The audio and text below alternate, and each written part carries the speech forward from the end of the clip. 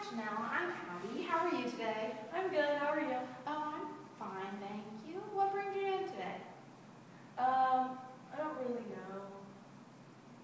I just want to talk about, I feel like I have a lot of fears in my life that I don't really understand. Like I get it, but I don't know what to do about it, so I feel like I just need to figure it out. Okay. Well, why don't we start off by you telling me about your fears? Okay. I have a lot of fears because there's so many things that I want to do in my life, and I want to start like right after graduation this year, because I don't want to miss anything. So, but I feel like I can't because, like, number one, my sister, she's 10 years younger than me, so she's in 6th grade.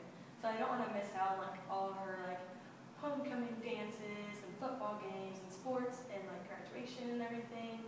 And then I feel like I'm really close to my grandparents, my mom and papa, and I feel like, because I really want to move away or like join the Peace Corps or something like that, and I feel like I can't do that because they're getting old, and I would feel really like guilty if I left to do something like that and I didn't have a chance to like be around them as they're getting older, and then like I would just feel really guilty after everything they've done for me, I guess. Do they know that you feel that way? No, I really don't talk about this with anyone else. Well, what do you think that they would say if they knew that you were holding, because what seems to me is that you're kind of setting your dreams on hold and, you know, your aspirations because you're worried that you'll miss out on your sister growing up, and you don't want to leave your grandparents behind because you're scared that you'll miss their last few years here. But what do you think your grandparents would say with you putting your dreams on hold? I think they would understand where I'm coming from, but I think they still want me to do what I want to do. But then again, like, because I really want to move like out of the country, so I feel like they'd be like not okay with something that drastic. So they'd be like fine with me like doing what I want to do, like moving somewhere else, like outside of Indiana. But like if I was in a totally different country, I mean, I think they would say that I should do that, but I don't know if they really mean it, kind of feel. So you're worried that even if you talk to them about it, they might say that they're okay with it and they want you to do that, but deep down that they'd be hurt that you were going so far away and leaving them pretty much. Yeah, because we've been really close, and like they do a lot for me and like are always there for me, and like I talk to her on an everyday basis, and I like go over there all the time.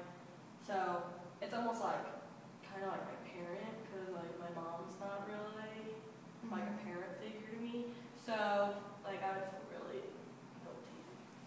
Yeah. How long do you think though that you would have to wait to start doing all these things that you're wanting to do?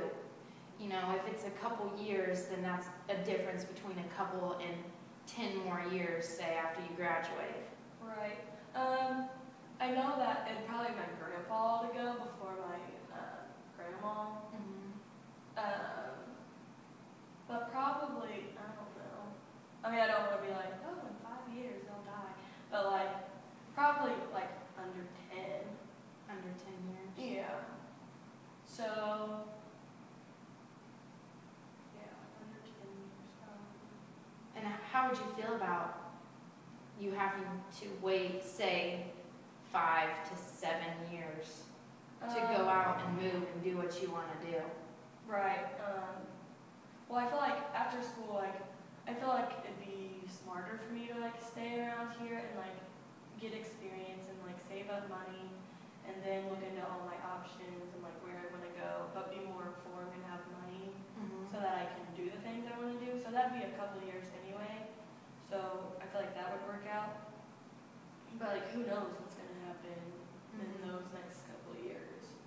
So I guess it's like not knowing, like I have a fear of not knowing. Not Like, knowing where you're going and not knowing how long it would take before, you know, you feel comfortable to leave home, is what it seems like.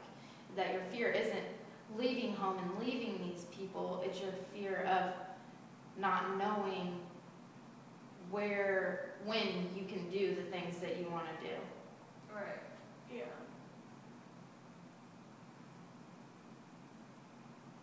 I guess that, I don't know. I guess because my mom's never been there for me, so I just feel really bad about, like, because I'm really close to them. Like, I would just feel really guilty. Because, like, I'm always, like, the one that people, like, lean on almost, so I kind of, like, absorb everybody's, like, emotions and, like, burdens, and, like, I kind of have to be, like, the strong one in the family. So, like, when my uncle died last December, like, I had to be there for everybody and, like, be, like, the strong one and everything. Right, because it was, like, my grandma's son and everything. So, like, I know how hard that was, especially for me. So I can't even imagine what it would be like if it would have been. Yeah. So it seems like you're just trying to avoid the guilt that you would feel leaving not only your grandparents, but your sister. Like you said your mom hasn't been there for you really, and which must be hard, but that makes you feel like you are the one who needs to be there for your sister and for your grandparents, and you're the one that needs to put everything on your shoulders and take care of everything. And if you leave, what's going to happen? Right.